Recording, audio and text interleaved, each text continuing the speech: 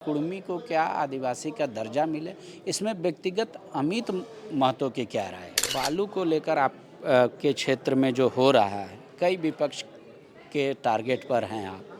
वहाँ कह रहे हैं कि वहाँ अवैध माइनिंग हो रहा है और अमित जी चुपचाप देख रहे हैं, कुछ नहीं कर रहे हैं।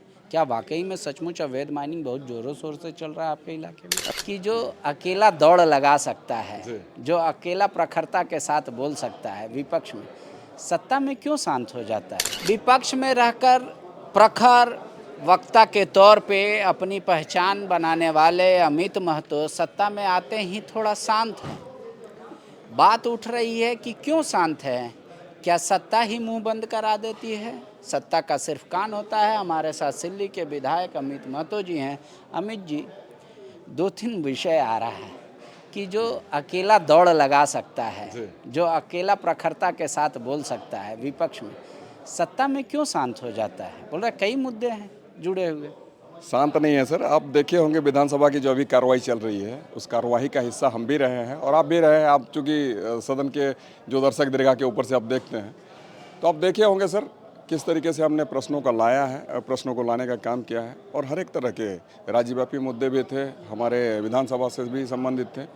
तो ऐसा नहीं है सर कि हम लोग चुप हैं।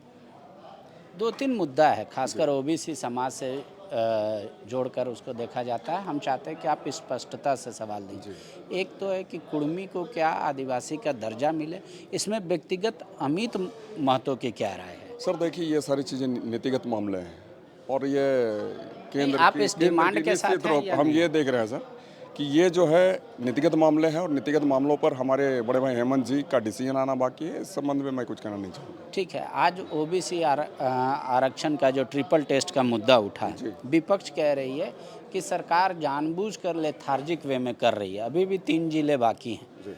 बोल रहे अगर सरकार की मंशा अच्छा होती ओबीसी को लेकर तो बोले अभी तक ट्रिपल टेस्ट हो गया रहता, कोर्ट का मानना नहीं झेलना पड़ता। जो सरकार का डेट है मई में चुनाव कराने का, वो भी हो गया रहता। तो आदिवासी जो ओबीसी का आरक्षण लगभग 10,500 लोग चुन के आते हैं नगर निगम, नगर निकाय, इस सब में। अमित महतो क्या मानते हैं कि नहीं, सरकार उस मामले में ठीक स्पीड में चल रही है? नहीं, हम तो यही कहेंगे सर कि इन सारे मामलों को लेकर आपने देखा होगा पिछली बार की जो विधानसभा थी, उस विधानसभा के सदन स्थल पर भी ये सारी चीज़ें आई थी और जिसको कहीं ना कहीं हमारे विपक्ष के साथियों ने रोकने का काम किया, रोड़ा बनने का काम किया है। तो ये सरकार सर गंभीर है। इस बार जो बार बार आ रहा है जातिगत जनगणना का मुद्दा उठ रहा है, अमित महतो क्या मानते हैं कि जातिगत जनगणना होने से खासकर यहाँ पे ओबीसी समुदाय को कितना लाभ मिलेगा?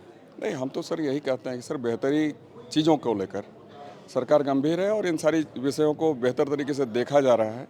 आने वाले दिनों में बेहतरी भी देखी जाएगी सर। 1 साल हो गया कैबिनेट से पास हुए, सरकार ने बजट में भी कुछ पैसा नहीं रखा सर्वेक्षण जातिगत कराने का, तो फिर भी आप कह रहे हैं कि गंभीर है सरकार? गंभीरता झलकती है सर। आप और भी सारे कार्यों को देखेंगे तो आपको पता चलेगा और कहीं ना कहीं आने वाले दिनों में दिखेगा। बालू को लेकर आप के क्षेत्र में जो हो रहा है, कई विपक्ष के टारगेट पर हैं आप। वहाँ कह रहे हैं कि वहाँ अवैध माइनिंग हो रहा है और अमित जी चुपचाप देख रहे हैं, कुछ नहीं कर रहे हैं। क्या वाकई में सचमुच अवैध माइनिंग बहुत ज़ोरों शोर से चल रहा है आपके इलाके में? ऐसी बातें नहीं है सर। जहाँ कहीं भी गलत होता है, गलत चीज़ों का हम विरोध करते हैं और ये आपने देखा है। तो निश्चित तौर पर आज भी हम कहते हैं सर आपके माध्यम से, ऐसे तमाम अपराधियों को और माफिया को कहते हैं कि जो भी कार्रवाई सुनिश्चित करनी पड़े, निसंदेह पुलिसिया कार्रवाई करे। हम लोग सब साथ में हैं और हम भी चाहेंगे कि अपराधी को कठोर से कठोर सजा मिले। राम जी तो कह रहे आईएएस और डीएमओ पे गाड़ी चढ़ा दे रहे अपराधी लोग, वनकर्मी को गढ़वा में पीट दिए। वही हाल है, बोल रहे कि कौन करेगा? माफिया का तो राज चल रहा है इसमें। जयराम जी का तो ये आरोप है आपके ऊपर। कौन क्या कहता है इस बात पर हम नहीं जाना चाहते हैं। मेरा ये मानना है अपराधी अपराधी होता है, न उसका कोई जात होता है, न मजहब होता है, उसे सजा मिलनी चाहिए। गोल, जहां 27 वर्षों के सफर में 17,000 से भी अधिक छात्रों ने डॉक्टर एवं इंजीनियर बनकर भरे सफलता की ऊंची उड़ान, जहां साधारण छात्र भी झारखंड टॉपर्स बनकर बना रहे इतिहास। दूरदर्शी शिक्षाविद श्री विपिन सिंह के मार्गदर्शन में मेडिकल एवं इंजीनियरिंग के लाखों छात्रों के लिए आशा की किरण के रूप में गोल, Nations leading institute.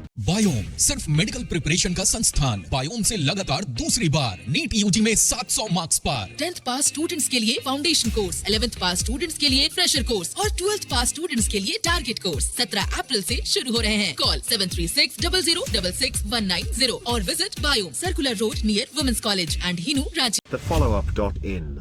Like, share, and subscribe. www.thefollowup.in